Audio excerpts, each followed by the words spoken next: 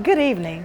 My name is Crystal Regan, Chief Education Officer here at the North Carolina Museum of History. Tonight we are launching a new series entitled Community Class.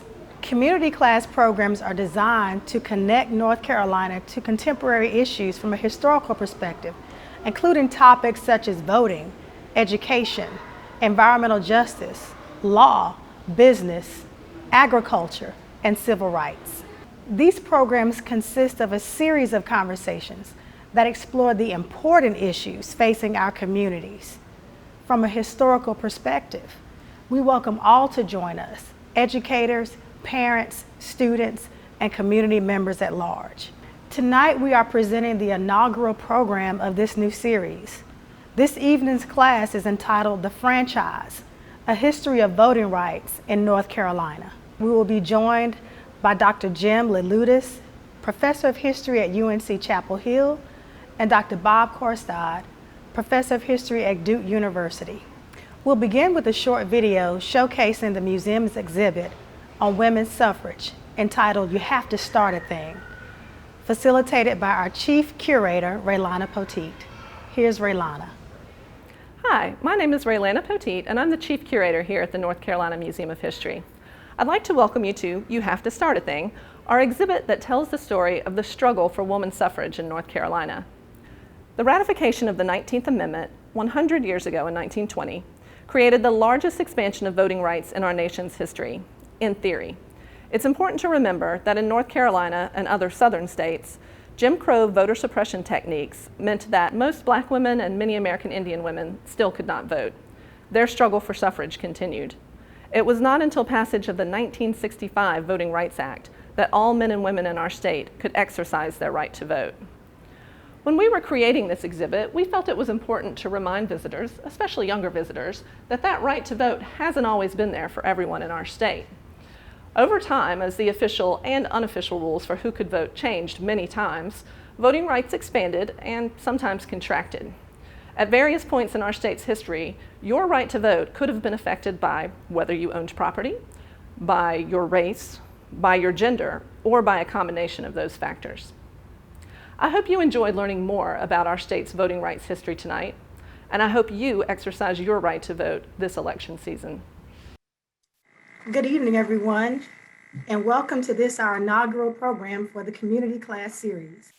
Tonight's class is called The Franchise, The History of Voting in North Carolina. My name is Crystal Regan, and tonight we're excited to have you join us.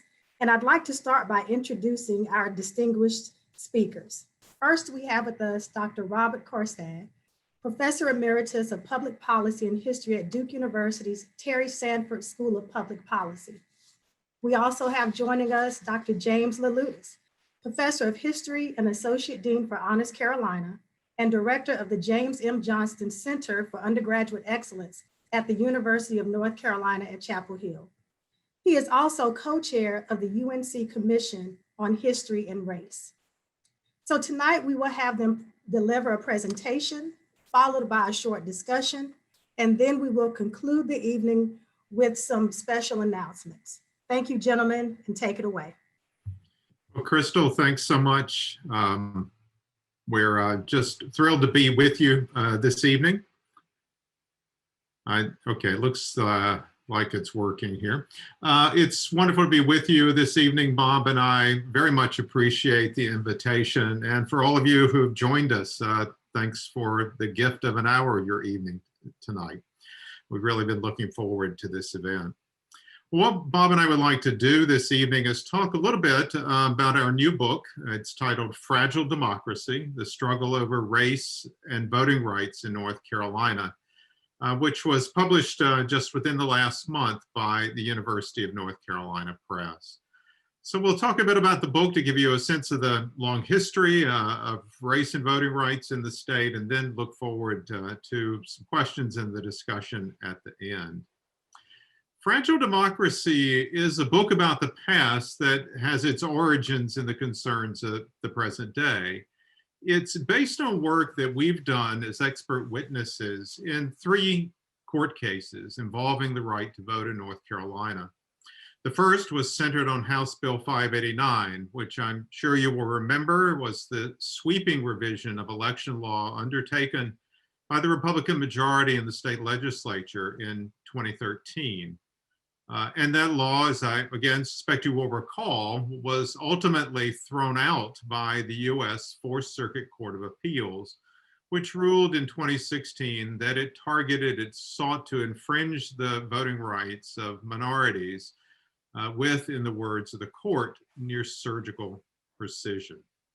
And the two other cases, one is pending in federal court and the other is pending in state court. These two other cases are challenges to Senate Bill 824, the law that would implement the recent constitutional amendment that requires a photo ID.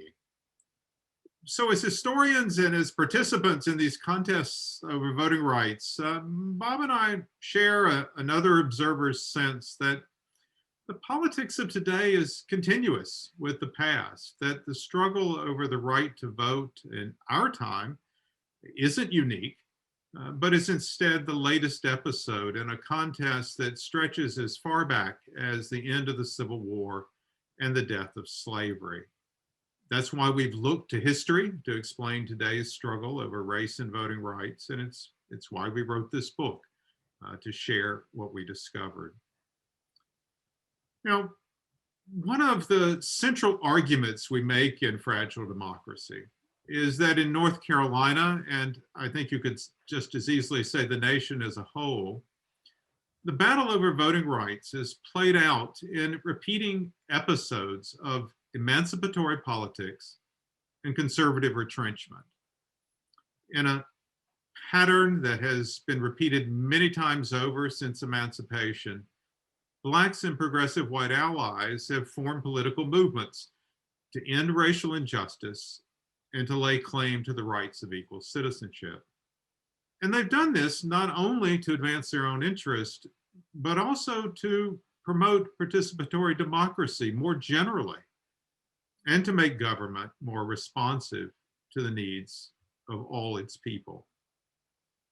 The first of these episodes occurred during what we call the long era of Reconstruction, which ran from emancipation, the end of slavery in 1865, to the white supremacy campaigns of 1898 and 1900, which in North Carolina established at the beginning of the 20th century what we know as the Jim Crow era of racial segregation. This long era of Reconstruction is marked on one end by the North Carolina Constitution of 1868, which was written by representatives of a biracial alliance of the sort that I just described, a biracial alliance newly formed in 1868 in the state's Republican Party. It's quite a remarkable document. If you don't know it, I urge you, maybe after the talk, go online, Google it, and spend a little time with it. It is quite an extraordinary document.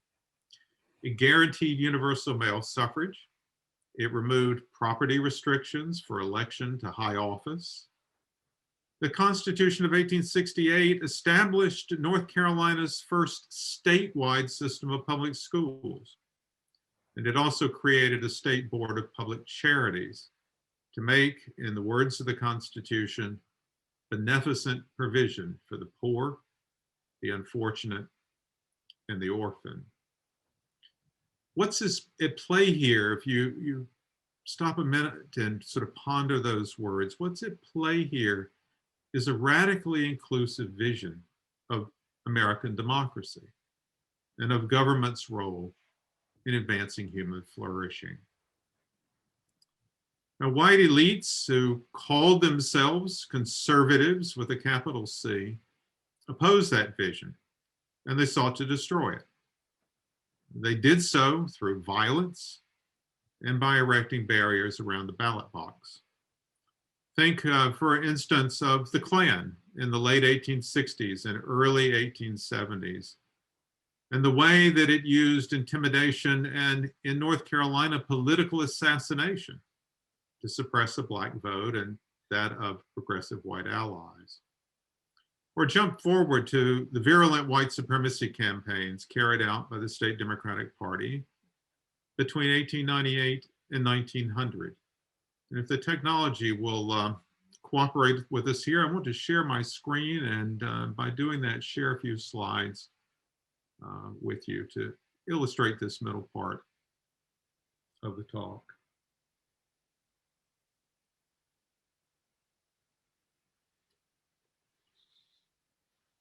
So these white supremacy campaigns between 1898 and 1900, with conservative Democrats, the Democratic Party at this time was the party of white supremacy, stoked racist fears of Negro domination, their phrase. And you can see an example of that here in a front page editorial cartoon from the News and Observer in September 1898.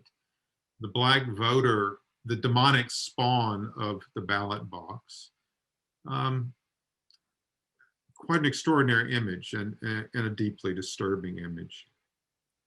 They also organized vigilantes known as red shirts to intimidate voters on election day. This photograph is from Laurenburg, and these men, red shirts, have assembled on election day, as I said, to intimidate voters. And if you look very closely, the fourth man from the right, you'll see there that he's armed. He's brandishing a pistol.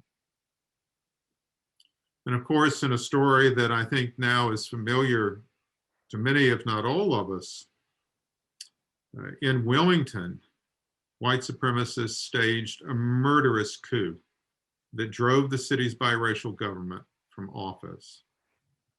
And I'm not sure whether or not you've quite figured out what this image is. If you look closely and think about it, it'll come to you. This is a souvenir postcard of the Wilmington coup of 1898, the Wilmington insurrection of 1898, created by a local photographer. So if you could imagine yourself buying a dozen of these to send to your friends to document your presence and maybe even your participation in these events. All of this set the stage for an amendment to the state constitution in 1900 that aimed to end biracial politics once and for all, aimed to do that by disenfranchising, by taking the vote away from black men and large numbers of whites as well. And this amendment did that by making the right to vote, or the right to register to vote, contingent on passing a literacy test. Now, that's not quite as straightforward as it sounds. The amendment said that you had to be able to read and write the Constitution, but registrars had broad discretion in determining the form of the test, who would be required to take the test, and what constituted passing the test. So I'll try with you something I do with my students. This is an erudite group this evening. You'll take out a piece of paper and a pen or pencil, if you have one close to hand, and let's see if you qualify to vote. What I'd like for you to do is to write out Article 3 of the US Constitution. Now, were we in class and I asked for a show of hands out of 150 or so students, maybe 4 or 5, if I'm lucky, a half dozen would go up. And they might know that Article 3 is the part of the Constitution that establishes the federal judiciary. Now, disenfranchisement was the keystone in the regime of racial separation and racial subjugation that we came to know as Jim Crow. And just as a sidelight here, people often ask, well, why is it called that? Well, that name Jim Crow is taken from a blackface minstrel character in 19th century vaudeville theater, a kind of buffoonish, clownish blackface character. So that's where Jim Crow gets its name. And here's what to understand about Jim Crow. But well, first, the slide you're looking at now, just some more souvenirs from those white supremacy campaigns. Here, a souvenir badge. Again, imagine wearing that on your jacket. So Jim Crow. Well, here's what's important to understand about Jim Crow. Yes, it was an expression of white racism, but it was also more than that. Jim Crow was a system of power. And if I may borrow a word from Ta-Nehisi Coates, a system of power and plunder that concentrated wealth and power in the hands of the few and privileged private interest over the common good. How did it do that? Well, Jim Crow drove Black earnings down to near subsistence levels, primarily by making Blacks a semi-bound labor force on the land. That in turn devalued all labor, white as well as Black. And Jim Crow protected that plunder by persuading whites not to lift their voices in protest, lest they lose what W.E.B. Du Bois called the psychological wage of whiteness. That is the assurance that no matter how low they might fall, there would always be something beneath them. That person would always be Black.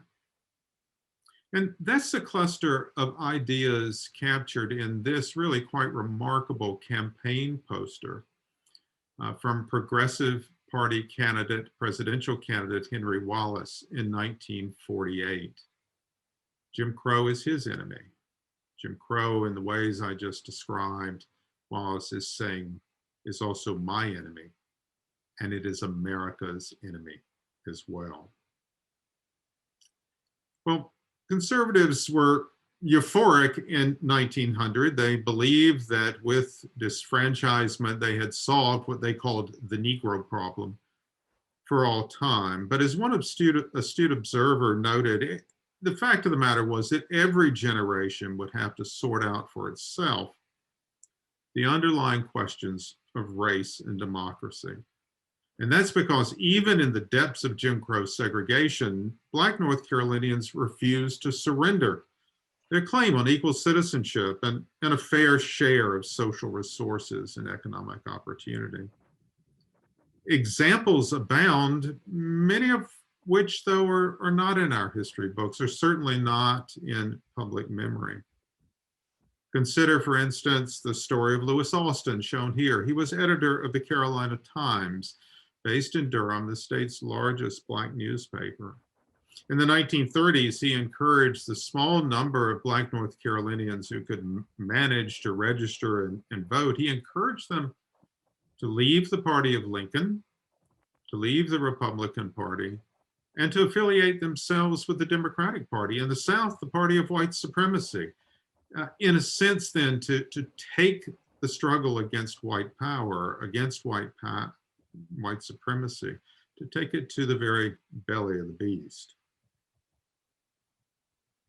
Or how many of us know the story of the 20,000 Black tobacco workers in Winston-Salem and in eastern tobacco market towns like Rocky Mount, where I was born, who in the 1940s managed to form a union and to help elect some of the first Black candidates anywhere in the South to defeat white opponents, to help elect figures like G.K. Butterfield Sr., shown here second from the left, being sworn in, taking his oath of office in the early 1950s as a member of the town council in Wilson.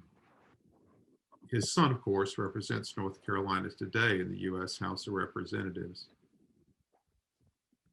And finally, the other example we'd offer is the story of this man, James Walker Jr. He was in the first class of Black students to graduate from the law school at the University of North Carolina at Chapel Hill. He was born in Eastern North Carolina, and he returned there, set up a law practice. And in the late 1950s and early 1960s, did pioneering legal work that laid the foundation for the voting rights movement in that part of the state. Now, at every turn, these advocates of equal citizenship met stiff and often quite remarkably inventive resistance from white elites.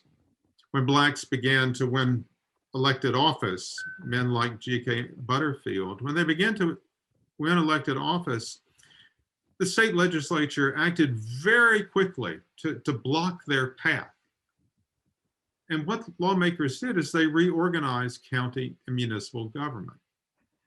They went in and they shifted county municipal government from a ward-based system, think of it as a neighborhood system of representation, in which minority candidates could have at least some possibility of prevailing on election day.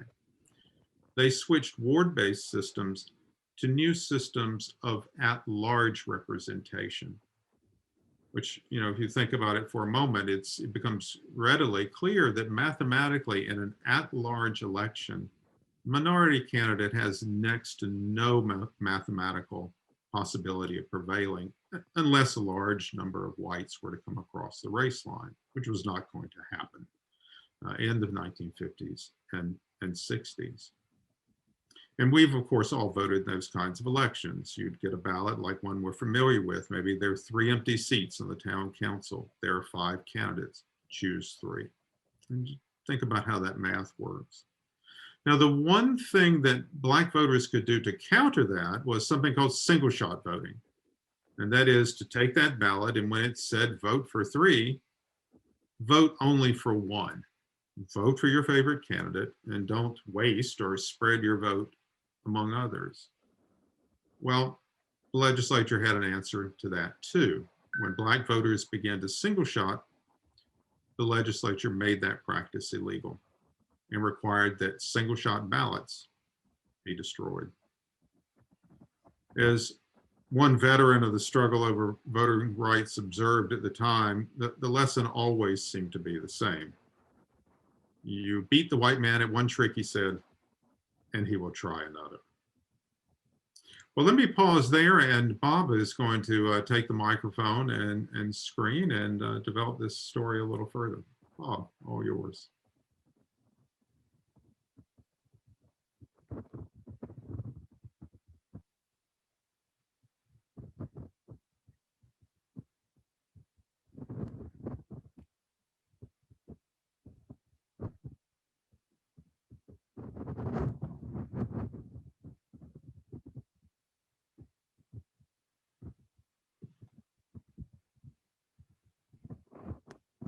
So Bob, I think you have the floor. Oh, can you,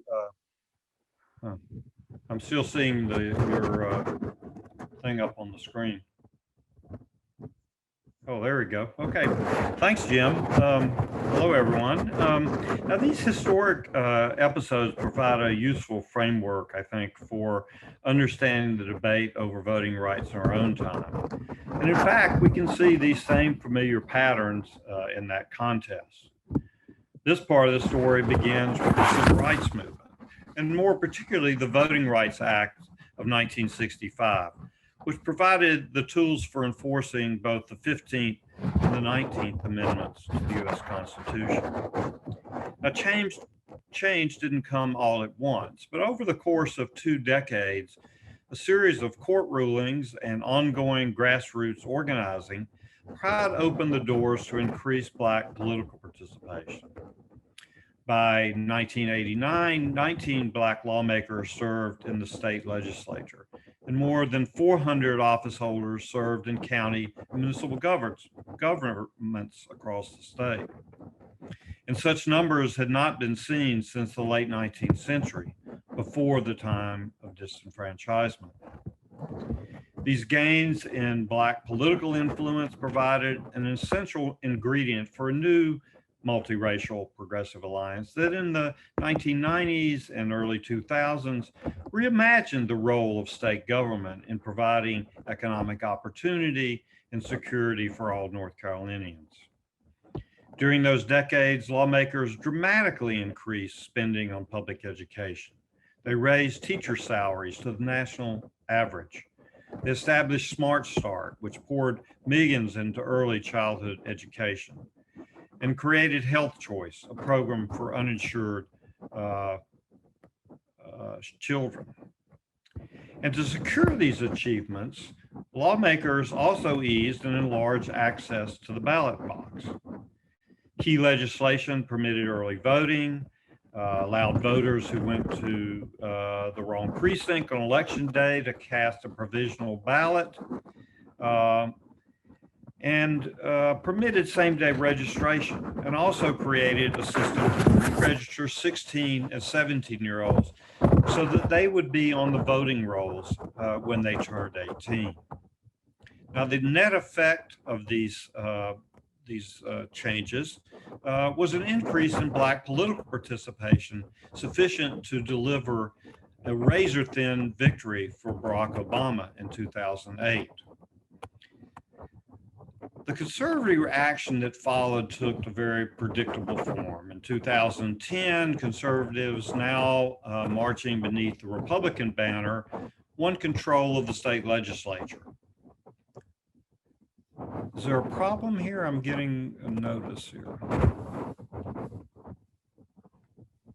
Sounds like someone needs to mute. We've got a lot of rustling noise.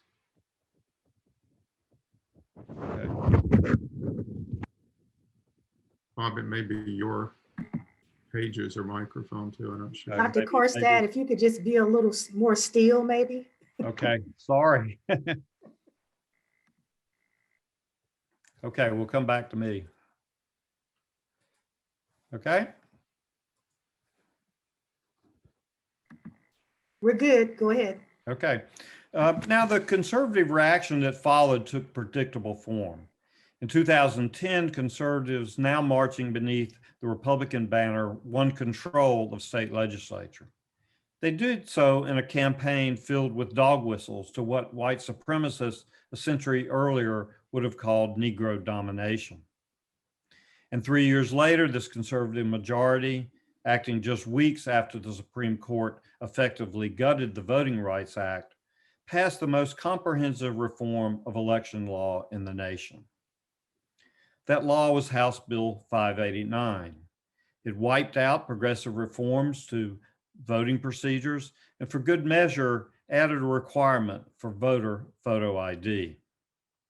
As Jim said at the beginning, the U.S. Fourth Circuit Court of Appeals eventually overturned 589.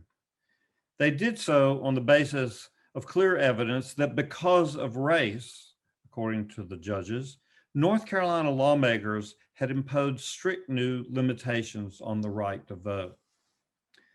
Let's linger on that phrase for a moment, because of race. I'd suggest to you that it's only half right. House Bill 589 clearly bore the mark of racial animus, but Republicans did not seek to disenfranchise Black and Latinx voters simply because of their skin color. As in the past, suppression of the minority vote was central to a much broader conservative agenda, an agenda that's rooted in a markedly narrow conception of our obligations to one another as citizens and of the balance between private interests and the welfare of the whole. The lawmakers who restricted voting rights also rejected federal funds to expand Medicaid to more than 460,000 uninsured North Carolinians. They repealed the Racial Justice Act, which gave prisoners on death row the right to have their sentences commuted to life if they could show racial bias had affected either their trial or their conviction. They also eliminated the state's earned income tax credit, which economists across the political spectrum generally agree is one of the most effective tools for lifting people out of poverty. And finally, they cut spending on education and made the state's unemployment benefits some of the stingiest in the nation. So few, if any, of these policies were likely to survive free and fair elections. I think on that count, history's pretty clear. And that then is why conservative lawmakers didn't give up the fight after House Bill 589 was overturned. They instead regrouped and pushed through, sort of refocused and pushed through ratification of the new constitutional amendment that requires a voter photo ID as a safeguard against supposedly widespread fraud. Now, some observers have described the amendment as a solution in search of a problem. And that's certainly a very clever turn of phrase. But from an historical perspective, it obscures more than it reveals. The fact of the matter is that today's legislative majority are seeking to solve a problem. It's a problem that has vexed conservatives, regardless of political party, for generations. They understand the ramifications of expanded minority political participation. Because throughout North Carolina's history, when minority citizens have built alliances with progressive whites and gained access to the ballot box, they've cast their votes to advance an enduring agenda for equal justice, civil rights, and democratic governance. And President Trump and conservatives in Congress understand this too. These issues are alive with us at this very moment. That is why they are raising a rallying cry against mail-in ballots, stoking racial fears, and encouraging supporters to form a volunteer army of poll watchers in key battleground states, including North Carolina. Behind all the talk about voter fraud, their real worry is that on election day, a majority of voters will cast their ballots for a more democratic America, an America that offers every citizen a living wage, educational opportunities, and access to affordable housing and health care. So it seems, again, from this historical perspective, that the question before us on November 3rd is clear. Will we vote to pursue our nation's democratic promise?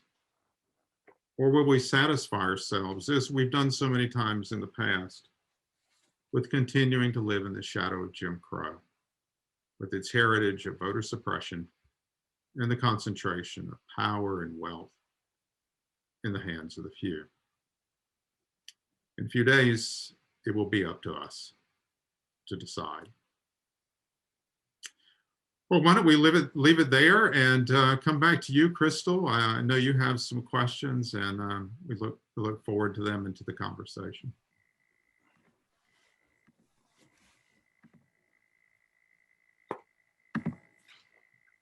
Thank you, gentlemen, for that overview.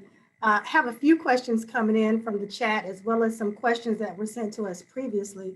So I think we'll start with the first question, and that would be, to what extent do you all feel that the general population lacks or has a good understanding of connecting the dots between the Reconstruction era and the Jim Crow era in terms of making it relatable to the issues we face today in terms of voter access and voting rights? Well, I can start with an answer. I think that, it's certainly, I think North Carolinians understand more about the issues in the 19th century than, say, they did a few decades ago, or certainly when I was in school, and my textbooks still had a kind of lost cause narrative about Reconstruction. But I still think that there isn't sufficient understanding and appreciation just with the kind of connections and the kind of cycles of struggle that we're trying to illuminate in this book. So that one of the things I think that's been really important for us as we've talked to people about these issues is to give them a sense that as they participate in elections today, as they try to register people to vote, that they're participating in a movement that's been going on in North Carolina for over 150 years. So that it's not just something that's happening today, but they're part of something that's ongoing and longstanding. So that's one answer, I think. Yeah, well, I would say, I think I agree with Bob that, the kind of public understanding is much better than it was, a few decades ago. We've had that extraordinary report, out of the Division of Cultural Resources about the Wilmington insurrection, an apology from the legislature, and so on. But I think it's still the case that most people carry very little of this knowledge around in their head, particularly the ways in which, as you said, the dots are connected. I know every year, what I'm teaching, and remember, my classrooms are 82% in-state students. Many of those students are surprised, and honestly, some of them are often a bit angry. They say, "Yeah, I had a very good education," and they did.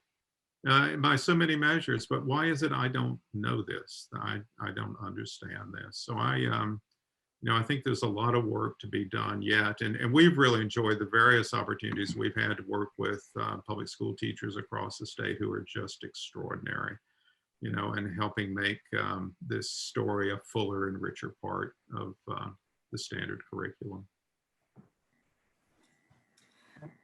The next question comes from, I know several of the, what I would call brave heroes that you all discuss in your book come from Eastern North Carolina.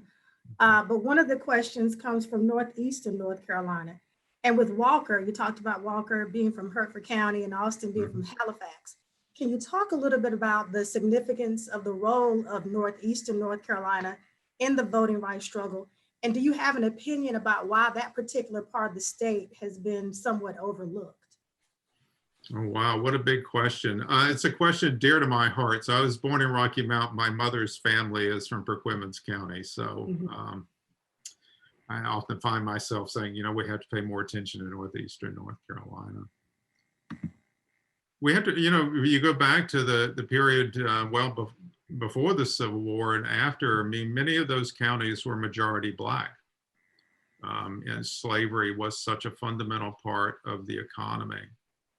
And it means that after the Civil War and in this long period of Reconstruction, they are also then the sites of quite remarkable political organizing and quite extraordinary alliances across the race line, which is, if you think about it for a moment, how difficult that must have been for people just years after the end of slavery.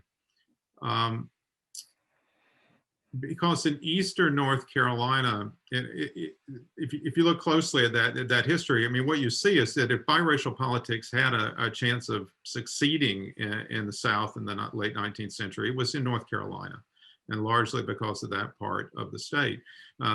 Because of those alliances, a larger percentage of whites than any other state in the South crossed the race line. And so that's why so many of these battles over the franchise are located there. And I'm afraid the long consequence of that is why that part of the state remains one of the poorest parts of the state. Because the whole point of that system of power and plunder was to expropriate from the value of people's labor and to render them as far as possible voiceless. And I'm afraid, particularly northeastern North Carolina, is still sort of suffers that long legacy of slavery and Jim Crow.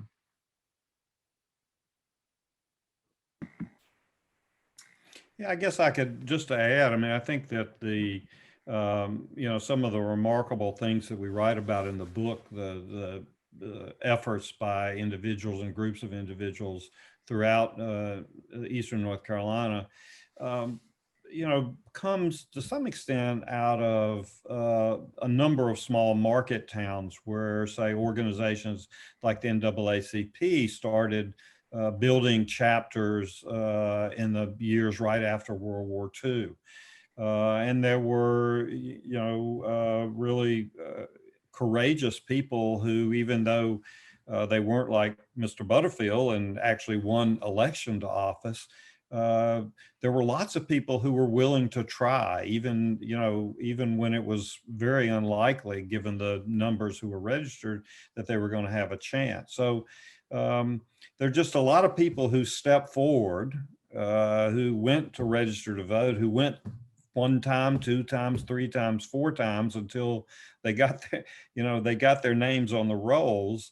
And I think that we need to do more to uncover that history over there. Crystal, I think that connects back to your prior question about what our students know, what's in the general public memory. Students know something of this long era of Reconstruction, then they know something of civil rights. They know almost nothing of what happened in between, which begs the question. How did you get from the freedom struggles of the late 19th century and the terrible loss in 1900?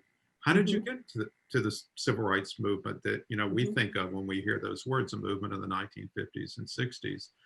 And it is these extraordinarily courageous, among many other things, people Bob's describing. They were the bridge.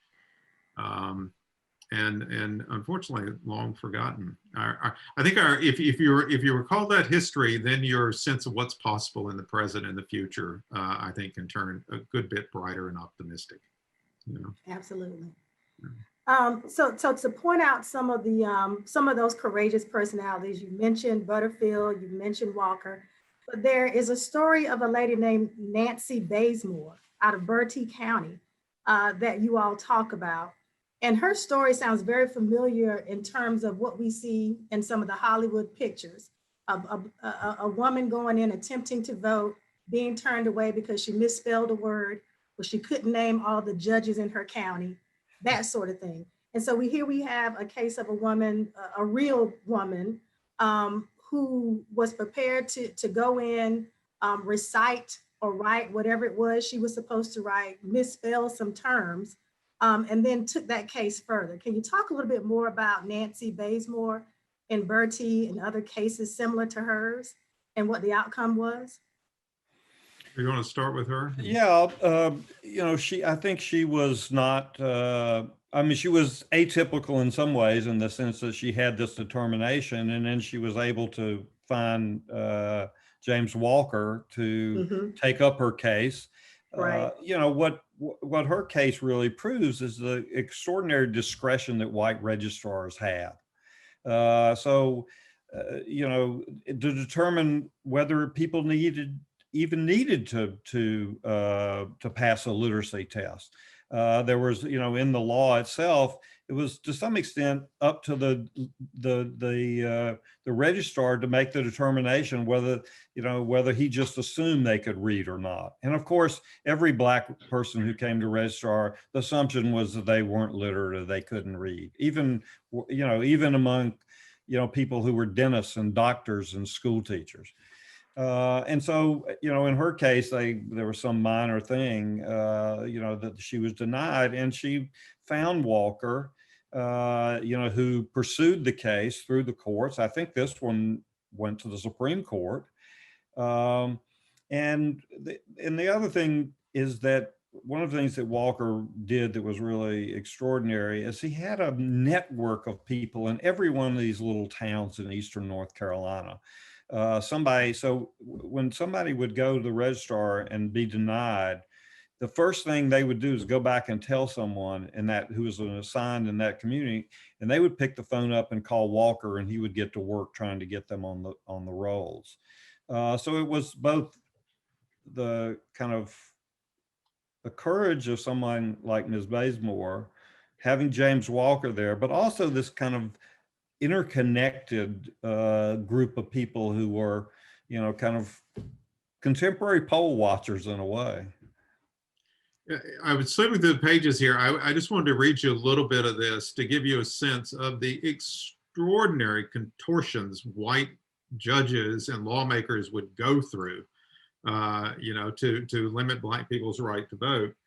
Because Nancy Basemore did go, they tried multiple legal strategies to have the literacy test thrown out. And in one of the cases, they said, well, okay, but registrars don't give it to everyone, right? So it's fundamentally unfair. So the justice who wrote the majority of the unanimous opinion on the North Carolina Supreme Court on this case wrote this, saying that no, this practice is fine. He said, it would be unrealistic to say that the test must be administered to all applicants. The statute only requires that the applicant have the ability to read and write. If the registrar in good faith knows that the applicant has the requisite ability, no test is necessary, right? So if I know you, sure, you can read and write, you can vote. If you're Black, she misspelled the word indictment. Right. Which makes me think I should give that test to my students too. Everybody take a pencil, piece of paper out. Maybe be able to try it tonight. Just do it in your head. How do you spell indictment? Well, and that speaks to so many cases throughout the South in which the registrars were not as educated as the folks they were trying to keep from voting, asking questions that they themselves could not answer, right, in some cases. Well, here's a little tidbit to exactly that point. Black teachers in North Carolina by the 1940s and 50s were on average more highly educated than white teachers. Mm-hmm. But that, they would face this same humiliation. Right. So I want to ask just a couple of more questions, and I want to turn to Judith, who's written a question here in the chat. She's asking about voter ID, and I have a larger question about that. With the controversy of voter ID, I would like for the two of you to make that connection, because I think a lot of folks felt that why wouldn't the average citizen just have an ID? Why is that a big deal? Wondering if you could make that connection in terms of what some people call a modern day poll tax, and why so many people felt that the onslaught or the creation of a new voter ID in contemporary terms is so problematic in today's time. Yeah. Maybe we can tag team this one too. I think first of all, we have to address the issue of fraud and the ongoing claim of massive voter fraud. The simple fact of the matter is there is no evidence of widespread, large scale, or even for that matter, small scale voter fraud. And the number of problems with the reasoning about voter photo ID. And when in the run up to the election, the ratification of the amendment, we heard, oh, well, it's only common sense because you have to have a photo ID to get on an airplane. No, you don't. The TSA will take other forms of identification if you don't have a photo ID. You have to have a photo ID. Some of the argument went to go to an R-rated movie. No, you don't. You have to have a photo ID to use a credit card. No, you don't. In fact, if you go look at the use agreements for MasterCard, Visa, and American Express, you'll see that they explicitly say that no photo ID is necessary except for cash withdrawals, right? So a lot of the reasoning is false. And then, the other problem is people's access, to getting an ID. I think for those of us here in the Triangle, my goodness, we fuss enough about the long lines at the driver's license agency. But if you're in some parts of this state, particularly rural communities, there is one driver's license agency. It's 20 miles from your home. It's open from 8 to 5. There is no public transportation, and you don't own a car. There is a kind of built-in discrimination, and that tends to, to fall largely along lines of race, ethnicity, and class. Right. Bob, do you want to add anything? Well, I was talking to a group of Duke students the other night, and one of the students was very concerned. He said, "This just seems reasonable, and why should there be any controversy? You should have a voter ID." I said, "Well, what are the other? What's another act that we require a photo ID for? Buying alcohol. So you have to prove that you're 21 years of age." I said, "How's that working? How many of you in this classroom," these were all students who I know were under the age of 21. I said, how many of you have a fake ID in your wallet? So, what we're doing is, creating this incentive in that case for people to break the law. Do you think we would really, if we had a voter ID law for, photo ID, that we'd have large numbers of people, there'd be a market for people who manufactured and sold fake IDs to vote? I mean, it's not a problem. It's not an issue. It's just, it's a phony issue. I see Judith in the chat said the drift of my question is a little bit different. Couldn't we develop systems that actually go out and get photo IDs in people's possession? And, that's fair enough. I mean, I think a lot of the objections to this might be met if the state would actually make a good faith affirmative effort to ensure that every eligible voter had an ID. But I think you've got to then this circles back to the question about whether or not there is fraud. Again, there is no evidence. So if the state is going to expend the kind of resources that would be required to get an ID in everyone's hand, if we actually want to promote participatory democracy, wouldn't it be much better to spend that money on ensuring that everybody, has an opportunity to go to the polls, to cast an absentee ballot, and to have their voice registered in a democratic society? And I think that goes back to what Judith asked before. What you just described would be the way to, quote, defang it. If we don't defang the voter ID issue by providing one for everyone, we're still dipping back into the past and the obstacles that were put in place to keep everyone from exercising that right. And Judith says it might be easier to do that than win the political argument. That one I'll give her. Thank you for that question, Judith. So with the time remaining, I wanted to ask one final question and get your thoughts on this. So as a former educator and as someone who talks to students and parents and activists, young activists, how would you sum up the so what of all of this? And I know you've been talking about that all evening, but for the average person who wants to be involved, civically involved, and wants to understand how to connect all these dots, what is the so what of your research? That's part one of the question. And then the other part, if you can add this into it, is what was the most surprising, or how do I say it, dumbfounding aspect of what you found while you guys were doing this research? So two-part question, and I'd love to hear from both of you for both of that. So the so what of it all for the average person, and what you found most surprising or shocking during your research. Well, let me take the second question first. I think, and there are a number of real surprises. Certainly finding James Walker was a very satisfying surprise for us. I think the one of the biggest surprise was that we did something that a lot of historians don't do, which we went back and really read the law for every legislative session for the last 100 years.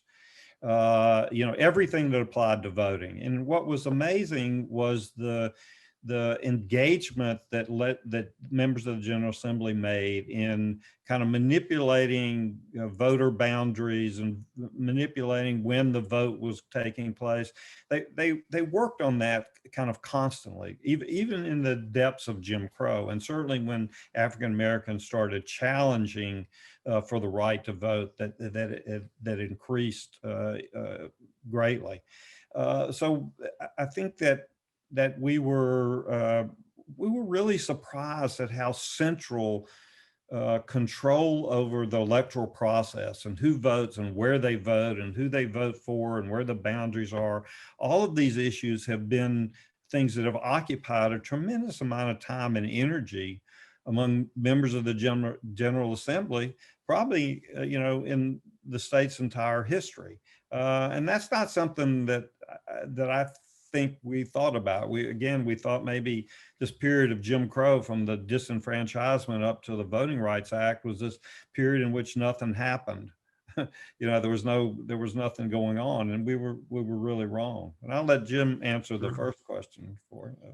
I think we were at times quite taken with how clever people in the past were, and sort of reminded not to be too caught up in our own cleverness. If you go back and you look at the 1895 election law that was written by one of those biracial alliances and meant to enlarge access to the ballot box, that law required that employers give workers time off to register and to vote. Imagine that.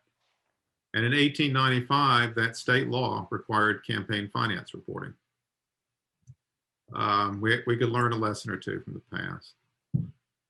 In terms of the other question, this is what I'd say, and it's what I say to students. First of all, this is not a truth with a capital T. Everybody has to make up their own mind. But I'll park my liberal bleeding heart, which clearly I have. Okay, I'm gonna park that. I'm gonna talk just out of self-interest. Again, a central part of this argument is understanding that Jim Crow and its reincarnations in our own time.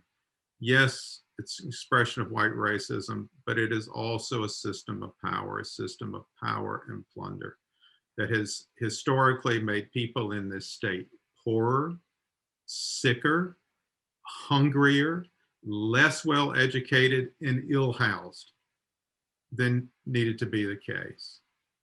And I think you could argue, just in the language of self-interest, that each and every one of us has a stake in that our lives and the lives of our children are diminished by that. So it just seems this is something we all need to take very, very seriously if we care about ourselves and let's put the bleeding heart back on. If we care deeply about the moral and ethical issues raised by those problems that continue to plague this state. All right, there's still too many North Carolinians who are sick and hungry and ill-housed and ill-educated. And in the 21st century, that just shouldn't be left to stand. Jim Leloudis and Bob Korstad, thank you so much for joining us tonight. Ladies and gentlemen, this is the text, the book. We will also be selling this book in our museum here at the North Carolina Museum of History. And I want to go ahead and conclude this program. I'm well aware that we have a debate coming up. I'm sure it will be a lively debate between our president and his opponent coming up at 9 o'clock tonight.